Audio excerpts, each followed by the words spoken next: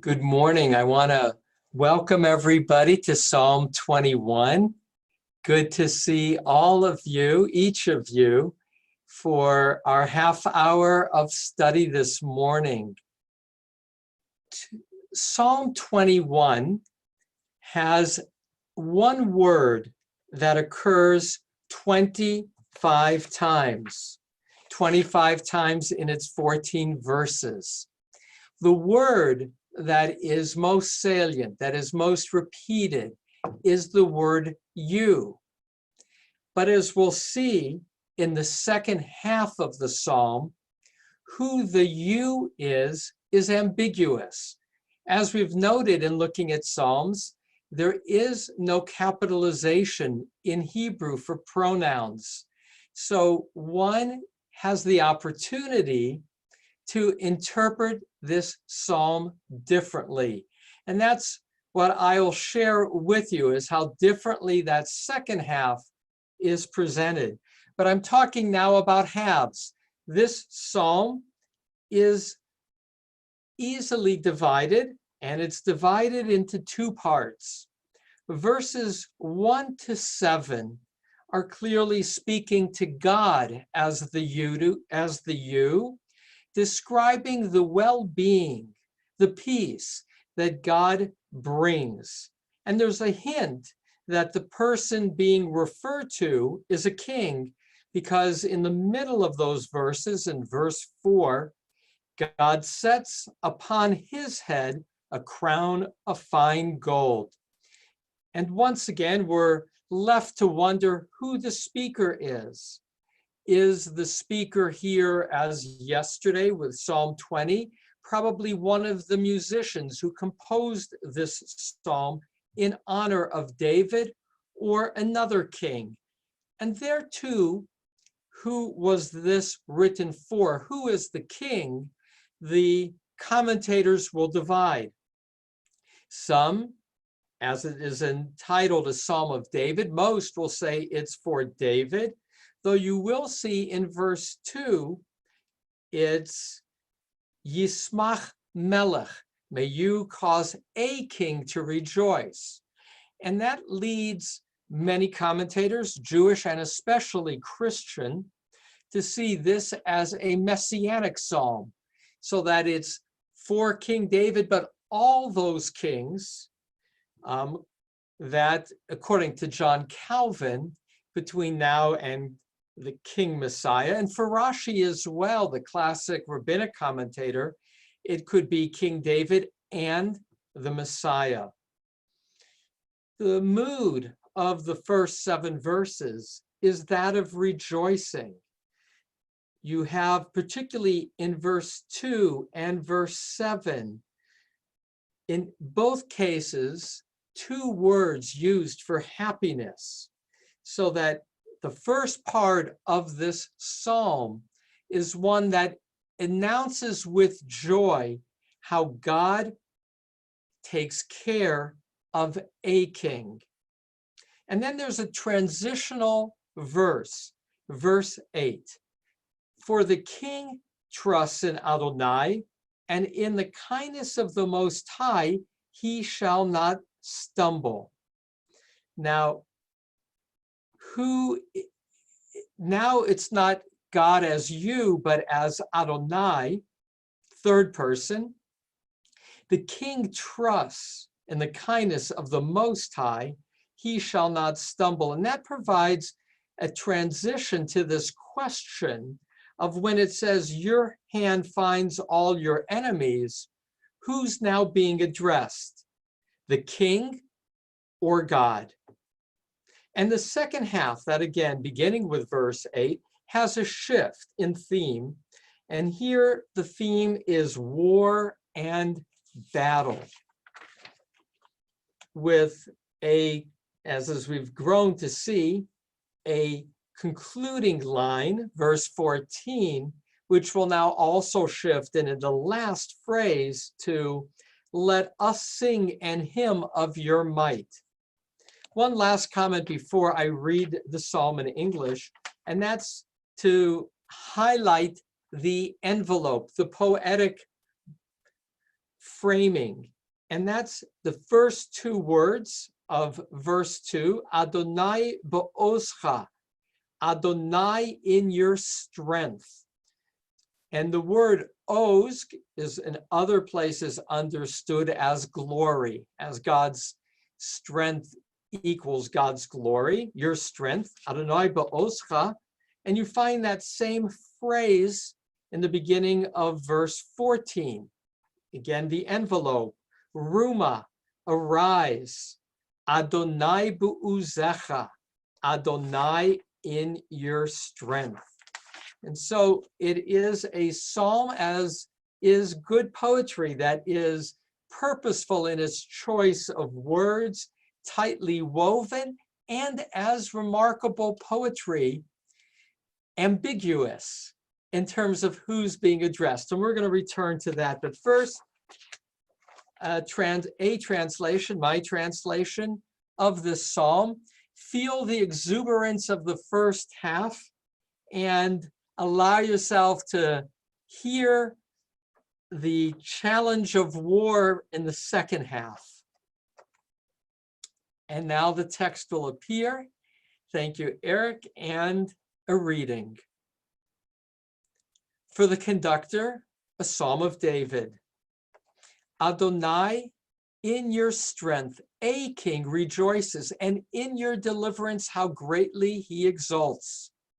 His heart's desires you gave to him, and the request of his lips you did not withhold. Selah. For you preceded him with blessings of good. You set upon his head a crown of fine gold. Life he asked of you. You gave to him length of days forever and ever. Great is his glory through your deliverance. Splendor and beauty you bestow upon him. For you set upon him blessings forever. You gladden him with joy in your presence. For the king trusts in Adonai, and in the kindness of the Most High, he shall not stumble. Your right hand finds all your enemies. Your right hand finds those that hate you. You set them as in a fiery furnace in the time of your appearance. Adonai in anger consumes them, and a fire devours them. Their fruit from the land you destroy, their seed from among humanity. For they intended evil against you. They devised a scheme they could not do. For you will set them turning back. With your bowstring you aim at their faces. Arise, Adonai, in your strength. Let us sing and hymn of your might. Now, at first blush in reading, it seems short and simple. A psalm, and it can be that, a psalm of celebration of God's goodness and the celebration of God's might, defending the king against his foes. So that's the first way of reading this psalm. And in that regard, it's the way I've chosen to read it in terms of verses 9 through 14, flagging an interpretation by making the U capital, so that this continues to address God. And that's possible. And frankly, the more common reading of Psalm 21. I will highlight now some of the weave of the psalm with words that get repeated. 4 times the word tashit is repeated. Verse 4, verse 7, verse 10, and verse 13, which can be translated in different ways. It can mean you make. Here I have retranslated it. This is why I retranslate so much, because in context it can be, you make a crown upon his head, but I translated it consistently as you set, which is a way of understanding tashit. You have set upon him blessings instead of granted him blessings. So I tried to be consistent with this reoccurring word, which is the word of grace. God is constantly setting a crown, setting blessings.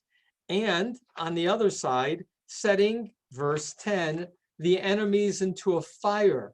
Or in verse 13, setting them turning back with your bowstring. So 2 times shet is used, tashit, as a positive, I'm setting a good, and twice in regard to setting something of danger, of bad against enemies.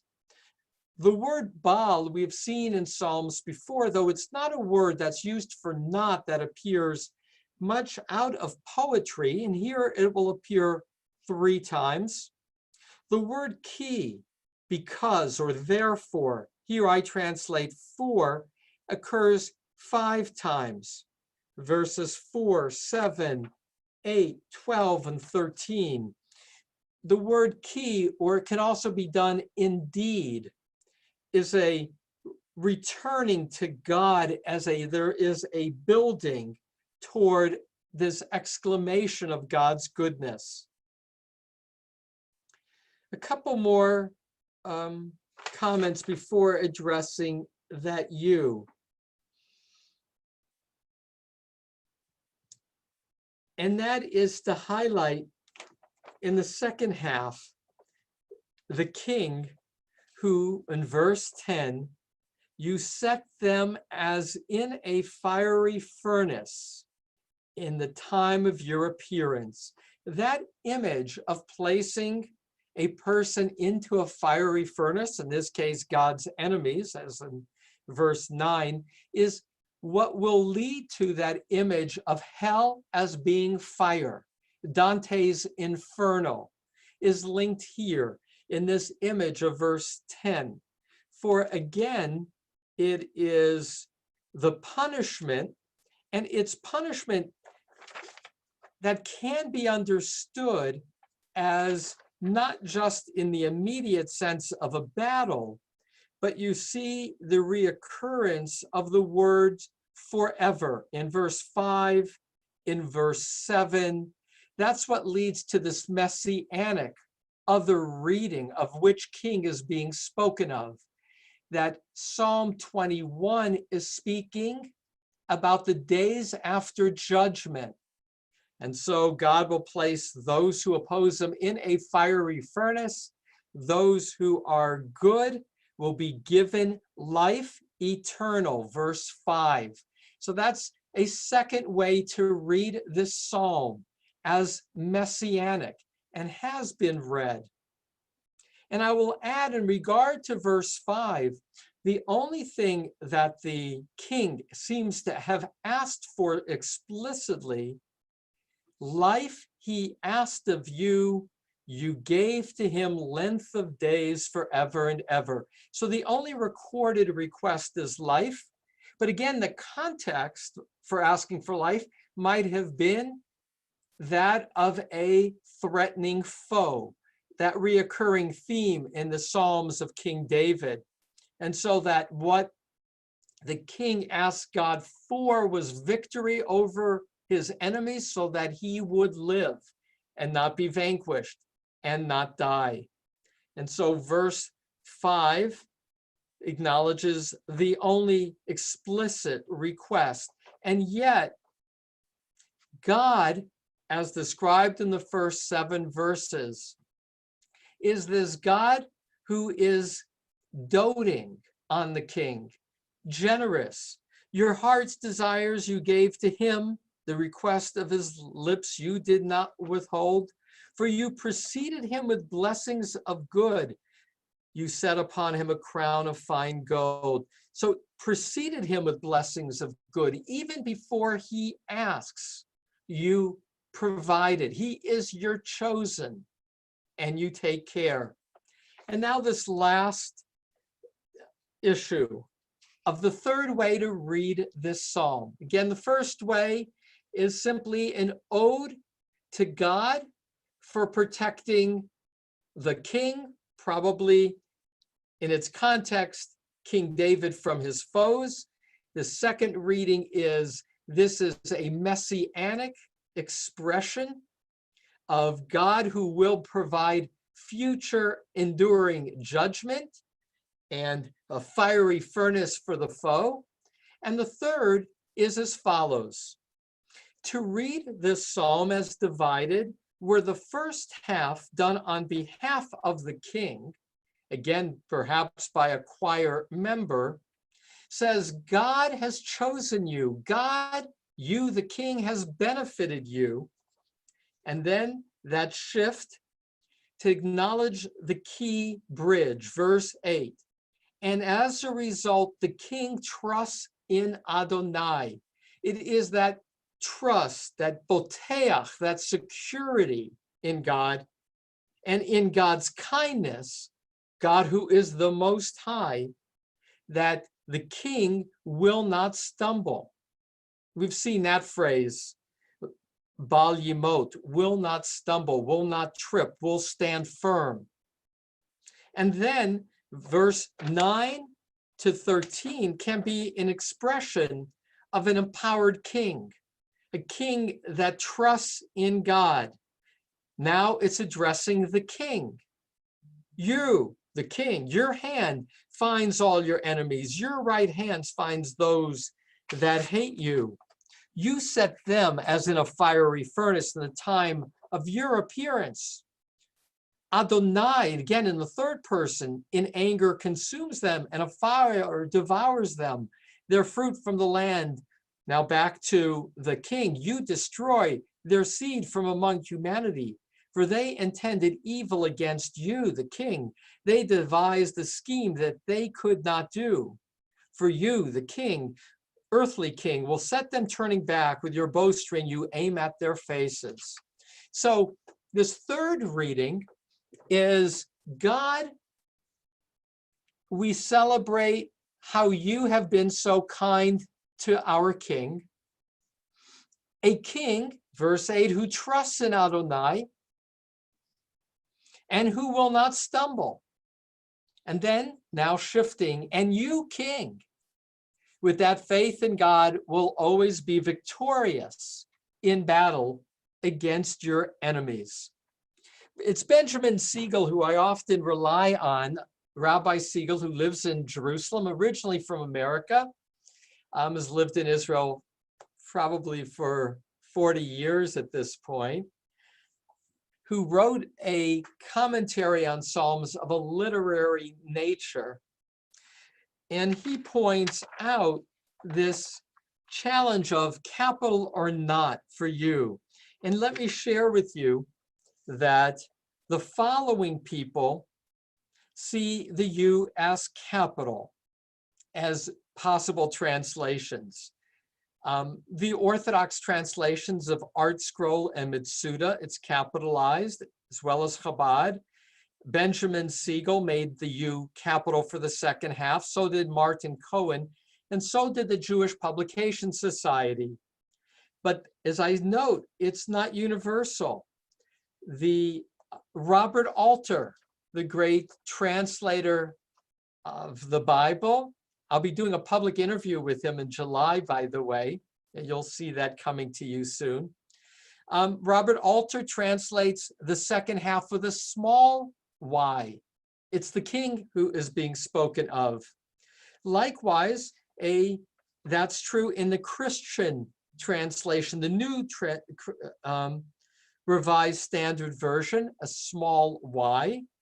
And among modern Orthodox rabbis in Israel, a rabbi named Feivel Meltzer, his commentary published by Mossad HaRav Kook, the modern Orthodox, has this as the king, earthly king, a small y, as does another contemporary Bible scholar in Israel, Amos Hacham, which is to say, the majority of commentators see Psalm 21 with the first and more straightforward reading. You are strong, an ode to God with a capital Y. And yet, there are many commentators, particularly contemporary commentators, but across the board in terms of modern Orthodox, secular Jewish, and even some Christian, who read this as a small y. With that, I'll pause for you to react to Psalm 21, which I entitle capital U, small u, are strong. Thoughts about what resonated for you in Psalm 21? Hi, Hal, good hey, to see hi, you. hi. It's around verse 11. It's very unnerving that Adonai, or the king, is going to destroy, not just destroy, but exterminate the enemy, and not just the enemy living, but the seed. And the assumption is that the seed is going to be bad. Can you speak to that? I mean, a little bit, as I say, unnerving the power, or the destructive power of that.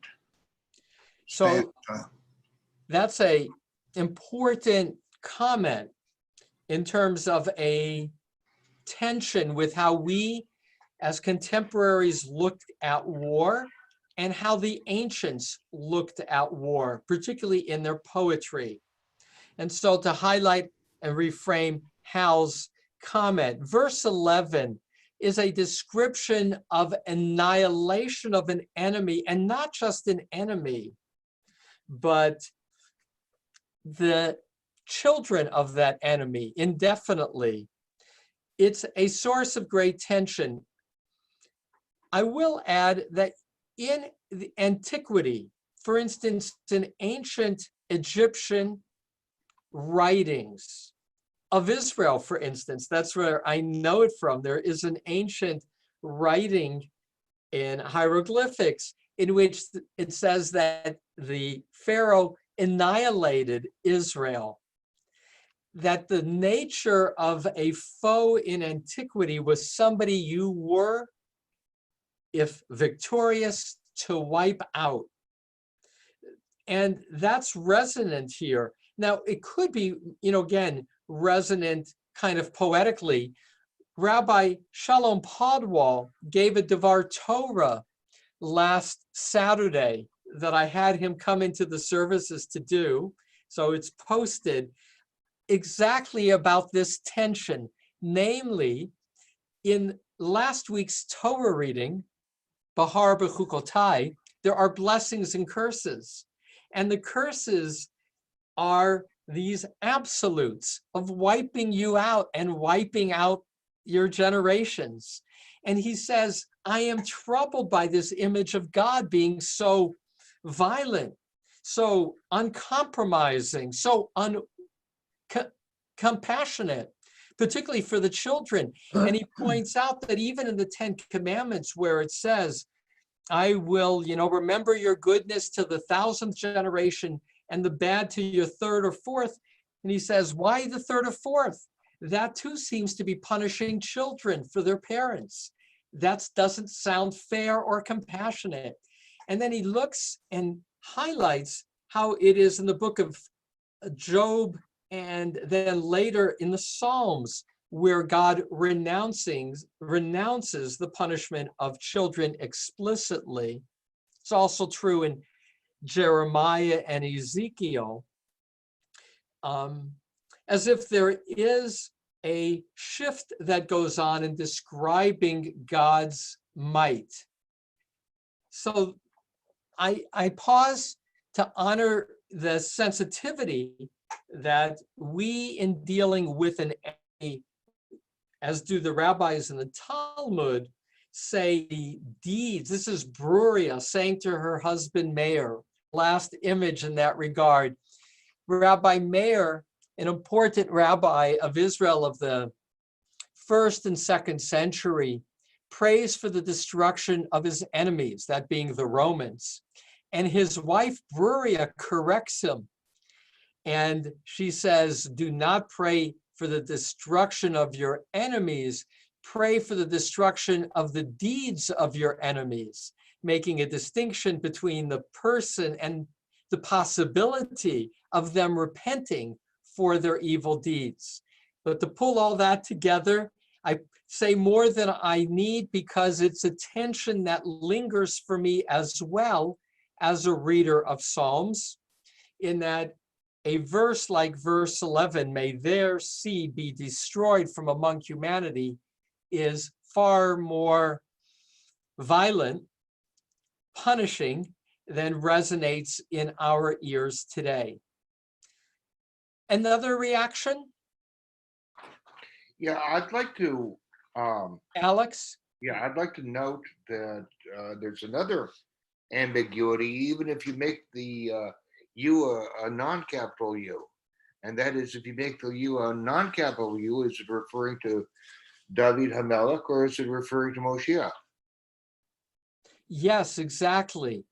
So I'll just want to highlight that. That's that middle reading that I mentioned.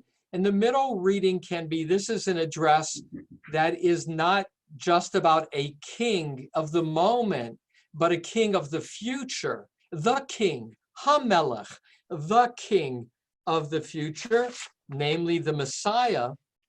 And that too is an ambiguity that can persist in the second half. Is in that regard, it can be a prophecy of the end of days. At the end of days, may you destroy those who were your enemies, as the Messiah is described in so many places, in terms of the battle of Gog and Magog, for instance. And with only 2 minutes to go, the concluding verse, Ruma Adonai Be'uzecha. Now it clearly shifts back to God and shifts back to verse 2, the very beginning. Adonai, in your strength, arise. And Nashira unizamra givuratecha. Let us sing an hymn of your might. And that, as we've seen, can be formulaic at the end of Psalms. And again, back to Alex's point, it can be let us sing now, or it can be very much in the future. Arise, meaning in the future arise. It's as if God is not already standing in the way that the psalmist is seeking to have God present. Let us sing in the end of days a hymn of your might. Psalm 21.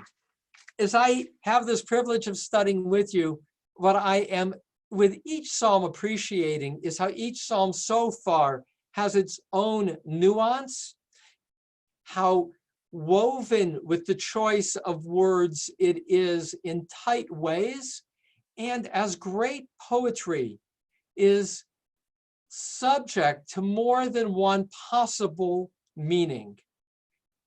And in that regard, next week, we'll have on Wednesday night, the beginning of Shavuot, which is the celebration of the receiving of Torah. We will have the opportunity to study together Tuesday and Wednesday, Psalm 22 and Psalm 23. And at night, on Wednesday night, on behalf of the Orange County Jewish Federation, there will be a community-wide teaching. And I've chosen to teach your Psalm 23 that night as well. So I'll have my run through in the morning with you and reactions from you on Wednesday morning. And I'll add one closing thought homiletically. Although I walk through the valley of the shadow of death, you will be with me. And the homiletic piece is, we don't stay in the valley of death, we are walking through it. And so as we are enjoying this opportunity to study, we do so as a pause amidst the COVID virus. May we all feel as if we are moving forward and we'll reach the other side. In the meantime, it's traditional in darkness to study Psalms, and doing so brings light. Thank you for joining me this morning. Have a good Shabbat looking forward. Thank you.